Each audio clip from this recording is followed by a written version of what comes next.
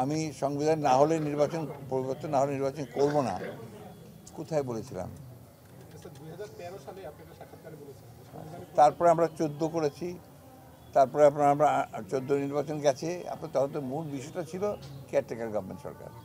তো caretaker government সরকার যেহেতু আওয়ামী লীগ বাতিল করলো, সেই কারণে আমরা ওই জায়গাটুকু আমরা পরিবর্তন না হলে নির্বাচন করবো না, সে বারবার করে বলেছি। কিন্তু এই কথাটা আমি বলি যে সংবিধান এজ এ হোল পরিবর্তন না হলে আমরা নির্বাচন করব না, এগুলো don't confuse the entire nation for this sort of question. সেটা করেন না প্লিজ। এখন আপনি কন্টেম্পোরারি সমস্যা কী আছে সেটা নিয়ে প্রশ্ন করেন। স্যার, বিভিন্ন সময় বিএনপি আওয়ামী লীগকে কিন্তু নির্বাচনে আসার আমন্ত্রণ জানাচ্ছে। এই ক্ষেত্রে কে জানিয়েছে? স্যার, বিভিন্ন সময় স্যার কে জানিয়েছে বলেন না আমাকে, একটু স্পেসিফিক। মানে হাইপোথেটিক্যাল প্রশ্ন করলে তো হবে না, সুনির্দিষ্ট প্রশ্নটা করতে হবে। আপনি কি জানতে চান সেটা বলেন। স্যার, আমি জানতে চাচ্ছি যে why do you drag Awami League into it? Awami লীগের আগামী নির্বাচন নিয়ে বিএনপির চিন্তা ভাবনাটা কি? আমাদের আওয়ামী লীগের আগামী নির্বাচন নিয়ে কোনো চিন্তা নাই। আমাদের চিন্তা হচ্ছে আগামী নির্বাচন নিয়ে। সেটাই আমরা এখন পর্যন্ত নিশ্চিত নই, কারণ বর্তমান যে আপনার ইন্টারিম আপনার অন্তর্বর্তীকালীন সরকার আছে, তারা এখন পর্যন্ত নির্বাচনের কোনো রোড ম্যাপ দেয়নি। তারা নির্বাচনের ব্যবস্থাকে সংস্কার করার জন্য আপনার একটা কমিটি করেছে, একটা সংস্কার কমিটি করেছে। তারা ইতিমধ্যে আমাদেরকে চিঠি দিয়েছে আমাদের মতামতগুলো জানানোর জন্য। আমরা সেই লক্ষ্যে কাজ করছি। আমরা খুব শিগগিরই আমাদের মতামত দেবো, অন্যান্য রাজনৈতিক দলগুলো সেটা দেব।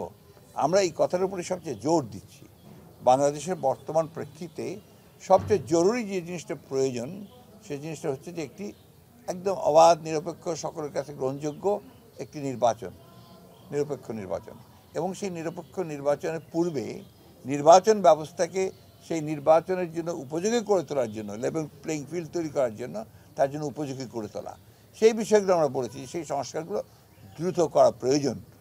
দেশের রাজনৈতিক সংকট মোকাবেলা, অর্থনৈতিক সংকট মোকাবেলা, সব কিছুর জন্য এখন একটা নির্বাচিত সরকার, নির্বাচিত পার্লামেন্ট অত্যন্ত জরুরি। সেই কথাটাই আমরা বারবার করে বলছি। সেখানেই আমাদের বক্তব্যটা। I think you got the message. হ্যাঁ স্যার, আমি বলছি স্যার, আমরা দেখছি যে ছাত্র জনতার গণ অভ্যুত্থানের ফলে অনেক রাজনৈতিক দলের বিএনপি সহ অংশগ্রহণের ফলে একটা অভ্যুত্থান হয়েছে এবং একটা সরকার গঠন হয়েছে। কিন্তু স্যার, আমরা দেখছি যে এই সরকারের উপদেষ্টা দিন দিন বাড়ছে। আসলে শেষ পর্যন্ত উপদেষ্টা কোথায় গিয়ে থামবে? সংস্কারগুলো কতদিনে হবে? এই ধরনের তো কোনো সুনির্দিষ্ট নিয়ম নেই যে আপনার কতজন আপনার সদস্য হবে অন্তর্বর্তী সরকারে।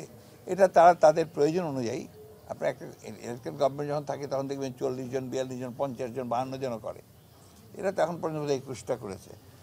তাদের প্রয়োজনে দেশ পরিচালনার জন্য এত বড় একটা দেশে সেটা হতেই পারে, নিতেই পারে। আপনার আসল প্রশ্নটা করুন। স্যার, আমার আসল প্রশ্নটা হচ্ছে স্যার, আমার প্রশ্ন হচ্ছে যে এই যে উপদেষ্টারা বাড়ছে, স্টেক হোল্ডার যারা আছে, বিএনপি সহ সকল রাজনৈতিক দল যারা আছে, এদের সঙ্গে সমন্বয় করে এটা হচ্ছে কিনা? এটা সমন্বয় করার দরকার নেই। এটা তারা যদি মনে করে যে তাদের সমন্বয় করা প্রয়োজন, সেটা তারা করতে পারে।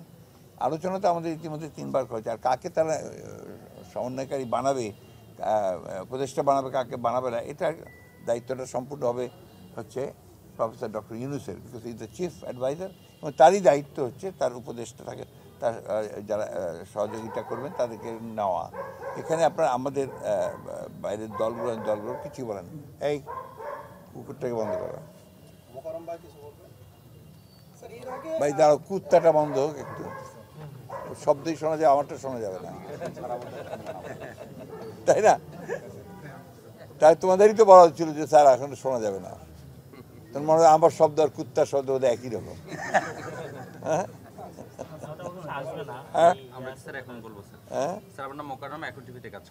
কোথায়? 21, 71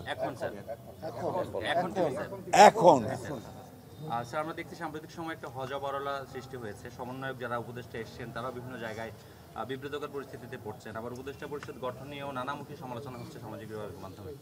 এই যে জাতিগতভাবে যে আমাদের একটা বিভক্তি, এবং এই মুহূর্তে তো ফ্যাসিস্ট বিরোধী যে দলগুলো অতিমাত্রায় সক্রিয় এবং সংখ্যানুপাতিক হারে নির্বাচনে কেউ চাচ্ছে, এই পরিস্থিতিতে যদি জাতিগতভাবে আমরা ঐক্যবদ্ধ থাকতে না পারি, সেক্ষেত্রে ফ্যাসিজম আবার মাথা চাড়া দিতে পারে কিনা, এই অবস্থা আসলে বিএনপির। আপনার প্রশ্নের উত্তর তো আপনি নিজে একাই সব দিয়ে দিলেন, আমার জন্য কিছু রাখেননি আপনারা। 2 নম্বর, আমি এটা আমার মনে হয় যে সকলেরই এটা মনে রাখা দরকার যে সাংবাদিকের দায়িত্ব হচ্ছে যে যাকে ইন্টারভিউ করছেন তার কাছ থেকে কথাটা বের করা, আপনার কথাটাকে না চাপানো। What you want to impose করেন না আর কি। হ্যাঁ, স্যার। আপনি সরাসরি কি জানতে চান আমি বুঝিনি, একটু বুঝাই বলেন, জাস্ট সংক্ষিপ্তভাবে।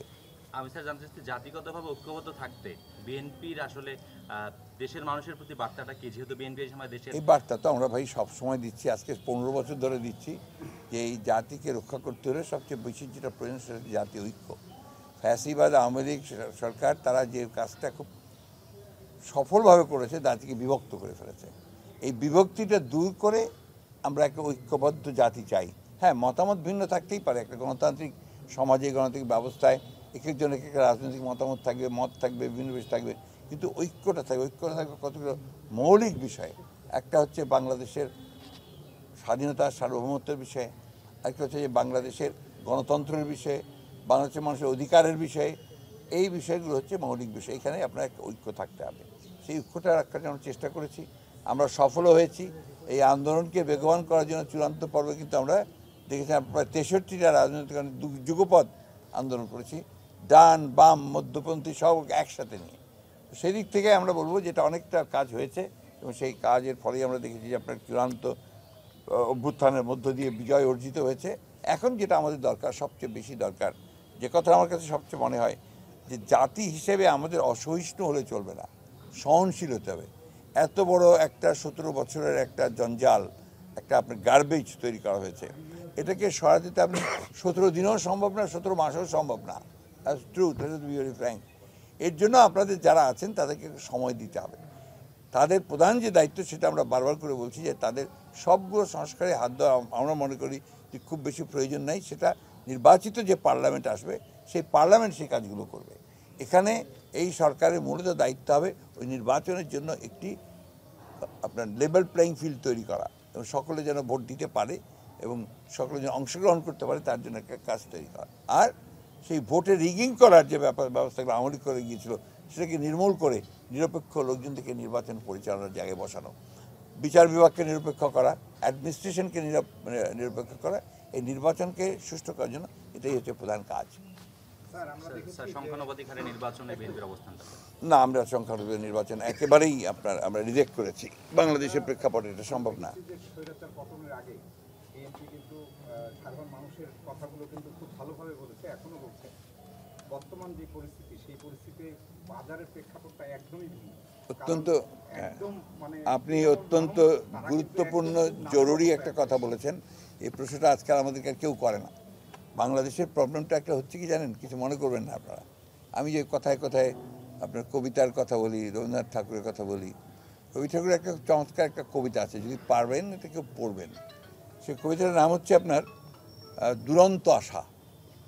তার মধ্যে কয়েকটা পংক্তির মধ্যে একটা আছে, কাগজ নেড়ে উচ্চস্বরে পলিটিক্যাল তর্ক করে, মাথায় ছোট বহরে বড় বাঙালি সন্তান। তারপর উনি বলছেন, ইহার চেয়ে হতেন যদি আরব বেদুইন, চরণ তলে বিশাল মরু দিগন্তে বিলীন, ছুটছে ঘোড়া উঠছে বালি চলেছিলেন সেদিন।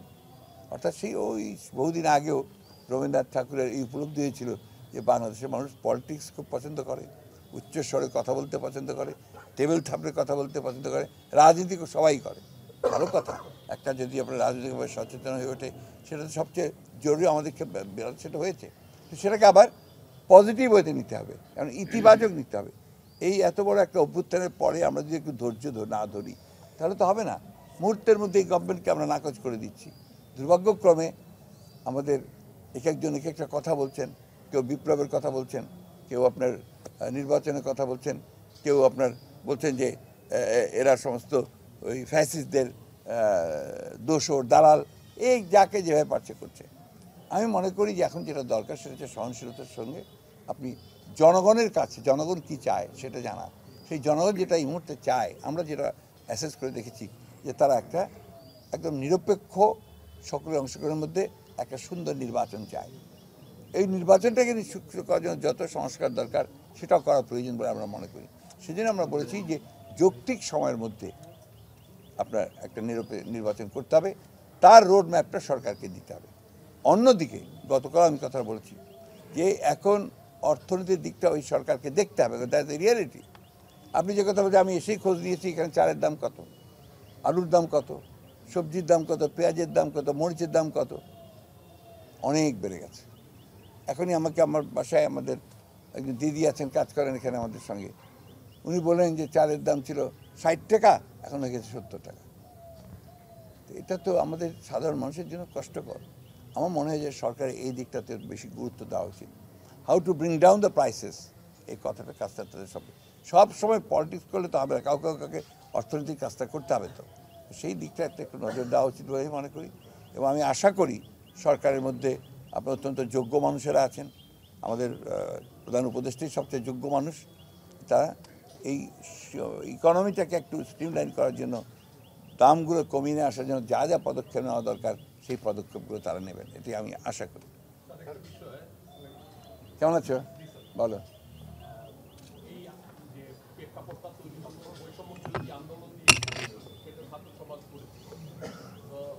এখন দেখা যাচ্ছে যে উপদেষ্টা মন্ডলী টোটালি চট্টগ্রাম ও ঢাকা কেন্দ্রিক হয়ে গেছে। উত্তরের কোনো প্রতিনিধি আমরা পেলাম, ছাত্ররা এখন এটা নিয়ে আন্দোলনও করছে। এই বিষয়ে আপনার বক্তব্য? এই বিষয়ে মন্তব্য করতে চাই না, কারণ এই বিষয়গুলো তো আমাদের না, এটা আপনার অন্তর্বর্তীকালীন সরকারের প্রধান উপদেষ্টার এখতিয়ার। উনি ওনার মেধা, বুদ্ধি, বিচক্ষণতা দিয়ে সেটা বিবেচনা করবেন। যদি কোনো আপনার সমস্যা থাকে সেটা সমাধান করবেন, আর যদি দেখেন যে কোথাও কোনো আপনার অসামঞ্জস্য হচ্ছে, বৈষম্য হচ্ছে, সেটাও তিনি দূর করবেন। আমি এটা তার উপরই ন্যস্ত করতে চাই। স্যার, উপদেষ্টা নিয়ে নানা রকম কথা হচ্ছে, সমালোচনা হচ্ছে, এই বিষয়গুলো রাজনৈতিক দলগুলোর সাথে কথা বলে উপদেষ্টা নির্ধারণ করছে কিনা? এটি রাজনৈতিক দলগুলোর সঙ্গে কথা বলে উপদেষ্টা নিয়োগ করার বিধান নাই, বিধান বলবো না, এটা আপনার প্রচলন নাই। এটা প্রধান উপদেষ্টার নিজস্ব এখতিয়ার, সেই তার কাজের সুবিধার জন্য যাকে যাকে নেওয়া দরকার তাকে নেবে, এটা 1 নম্বর। 2 নম্বর হচ্ছে যে আমি কালকেও যেটা বলেছি আর কি, যে এই ব্যাপারে সরকারের খুব সতর্ক ভূমিকা পালন করা উচিত। যাদেরকে তিনি যাদেরকে নেবেন তারা যেন বিতর্কিত না হয়, এই বিষয়টা তাদের লক্ষ্য করা উচিত, তাদের নিজেদের স্বার্থেই। আমরা খুব পরিষ্কার করে বলেছি যে এই সরকারকে সফল করার দায়িত্ব আমাদেরও, কারণ আমরা এই আন্দোলনের অংশীদার, আমরা এই আন্দোলন করেছি। আমরা চাই না যে এরা ব্যর্থ হলে সেই আন্দোলন ব্যর্থ যেন না হয়ে যায়, এবং যারা শত্রু বাংলাদেশের, যারা গণতন্ত্রের শত্রু, তারা যেন আবার কোনো সুযোগ না পায় যেখানে তারা একটা এই সরকারকে ব্যর্থ করে দিয়ে প্রধান যে উদ্দেশ্য দেশে গণতন্ত্রকে ফিরিয়ে আনা, সেটাকে আপনার ব্যর্থ করে দেয়। উপদেষ্টার মধ্যে আওয়ামী লীগের প্রেতাত্মারা আছে কিনা, এটা কিন্তু প্রশ্ন উঠছে বারবার। আমি এটা বলতে পারবো না ভাই। স্যার, দ্রব্যমূল্য সহ বিভিন্ন বিষয়ে যে আওয়ামী লীগ আমলে গড়ে ওঠা সিন্ডিকেট, সেগুলো এখনো চলমান আছে বলে স্যার মানে বিভিন্ন অনেকে বলছেন সেটা। হ্যাঁ, তো এই বিষয়টা তো আমরা উল্লেখ করেছি,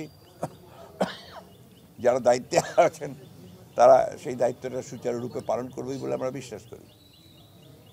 বর্তমান আইন শৃঙ্খলা পরিস্থিতি নিয়ে আপনার মন্তব্য? অনেক ভালো বর্তমান আইন শৃঙ্খলা পরিস্থিতি, আপনার ওই আওয়ামী সরকারের আমলের চাইতে অনেক ভালো। 1 নম্বর কারণ হচ্ছে কোনো পার্টিজান না।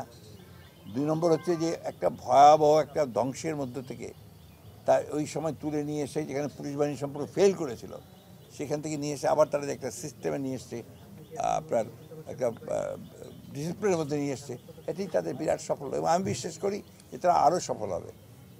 স্যার, আমার মনে হচ্ছে যে নিয়ন্ত্রণ বিষয়টা যে রাজনৈতিক দলগুলো করে, সেই নিয়ন্ত্রণের বিষয়টা এখন একটা বিপরীত চিত্রের দিকে যাচ্ছে। আমার মনে হয় নিয়ন্ত্রণ রাজনৈতিক দলগুলো ছাড়ে না। না, একটু বুঝিয়ে বলতে হবে। স্যার, আমার মনে হয় থানায় আমরা গেছি অনেকবার, অনেক কাজে বলছি যে বিএনপি নেতাদের মাধ্যমে ফোন করেন। এটা যদি কেউ বলে থাকে, এটা তার অন্যায়, যে বলেছে এটা তার রেসপন্সিবিলিটি। এই ধরনের কথা যদি কোনো অফিসার বলে থাকে, সেটা আমাদের জানা দরকার যে কারা সব কথা বলছে। আমাদের খুব পরিষ্কার কথা আছে, সমস্ত দেশে নির্দেশ দেওয়া আছে যে আমরা কখনোই কোনো নিয়ন্ত্রণের মধ্যে বা কোনো প্রশাসনেরকে আপনার চাপ প্রয়োগ করার সিস্টেম আমরা কোনো কাজ করবে না আমাদের নেতাকর্মীরা কেউ, এটা খুব পরিষ্কারভাবে বলা আছে। সুতরাং এই ধরনের কথা যদি আপনাদের কেউ বলে থাকে, you should bring it to the notice of our party leaders, আমাদের দল যদি কেউ বলে থাকে, প্লিজ। স্যার, আমরা এই একটা জিনিস লক্ষ্য করছি যে বৈষম্য বিরোধী ছাত্র আন্দোলন আহ্বায়ক হাসান আব্দুল্লাহ গতকাল একটা ফেসবুক স্ট্যাটাস উনি পোস্ট করছেন যে সকল রাজনৈতিক দলগুলো একত্রিত হচ্ছেন এবং ওনাদের গলায় ফাঁসির দড়ি আগায় আসছে। এবং আমরা আরেকটা জিনিস দেখছি যে আন্দোলনের সময় যে ফেসবুক প্রোফাইল লাল করার যে হিড়িক, সেটা আবার শুরু হয়েছে। এই বিষয়গুলোকে আপনি মানে কেমন হবে? আমি আগে প্রশ্নের কিছুটা উত্তর আপনাদেরকে দিয়েছি। দ্বিতীয় উত্তর হচ্ছে কি যে আমার খুব পরিষ্কার, আমি ফেসবুক দেখি না। আমি আপনাদের সোশ্যাল মিডিয়াতে বলতে পারেন আমি একটা ইলিটারেট লোক, কারণ আমার কাছে মনে হয়েছে যে দিস ইজ এ মিডিয়া যেখানে খুব ভালো কাজও সম্ভব, আবার যেখানে ভয়ঙ্কর কাজও সম্ভব। এবং এখন যে প্রবণতা শুরু হয়েছে যে বাংলাদেশের এই যে অর্জন, সে অর্জনকে ধ্বংস করে দেওয়ার জন্য সুনির্দিষ্টভাবে কিছু ব্যক্তি বা কিছু লোক তারা চেষ্টা করছেন নাকি আপনার নাকচ করে দেওয়ার জন্য, এখানে আলটিমেটলি কিন্তু it's heading towards the disaster again. আমি এই ব্যাপারটাতে সকলকে সচেতন হওয়ার আহ্বান জানাবো। আমরা আরেকটা বিপর্যয় এফোর্ড করতে পারি না এই মুহূর্তে। Everybody should be very responsible, কারণ আমাদের মাথার উপরে সবচেয়ে যে বড় বিপদ আছে যে ফ্যাসিবাদের যিনি প্রধান হোতা তিনি কিন্তু ভারতে অবস্থান করছেন, এবং ভারত কিন্তু আমাদের বিরুদ্ধে একটা প্রচারণা চালিয়ে যাচ্ছে বাংলাদেশের বিরুদ্ধে। এটা বলতে আমার কোনো দ্বিধা নেই, যেটা আমাদেরকে সতর্ক থাকা উচিত বলে আমি মনে করি। এরপরে জাতি হিসেবে আমরা অনেক বড় বিপদ ফেস করব। আওয়ামী লীগকে নিষিদ্ধের ইস্যুতে ডক্টর ইউনূস এর মতামত রাজনৈতিক দলদের উপর ছেড়েছিলেন একটা নিউজের সাক্ষাৎকার। এটা জনগণের দায়িত্ব। এটা রাজনৈতিক দলগুলো এই একটা আরেকটা রাজনৈতিক দলকে নিষিদ্ধ করার ব্যাপারে আমি মনে করি যে তাদের মতামত দেওয়াটা সমীচীন নয়। দ্য পিপল উইল ডিসাইড যে কে রাজনীতি করবে কে করবে না, অ্যান্ড থ্রু ইলেকশন, নির্বাচনে যারা আপনার জনগণের কাছে খারাপ হয়ে যাবে তারা আপনার বাতিল হয়ে যাবে, অথবা পার্লামেন্ট সিদ্ধান্ত নেবে। সুতরাং ওই যে মতামত আপনাদের মধ্যে একটা এই থ্রু সোশ্যাল মিডিয়া ছড়ানো হচ্ছে, এটা এটা নিয়ে আমি সব রকম আপনাদের সমালোচনা শুনেছি। আমি বিশ্বাস করি আমি গণতন্ত্রের একজন গণতান্ত্রিক একটা ব্যক্তি। আমি মনে করি যে কোনো রাজনৈতিক দল নিষিদ্ধ করার বিষয়টা এটা কোনো রাজনৈতিক দলের নয়, এটা জনগণের দায়িত্ব, এবং সেই জনগণের দায়িত্ব হয় একটা নির্বাচনের মধ্যে দিয়ে সেটা সিদ্ধান্ত হয়। They will decide.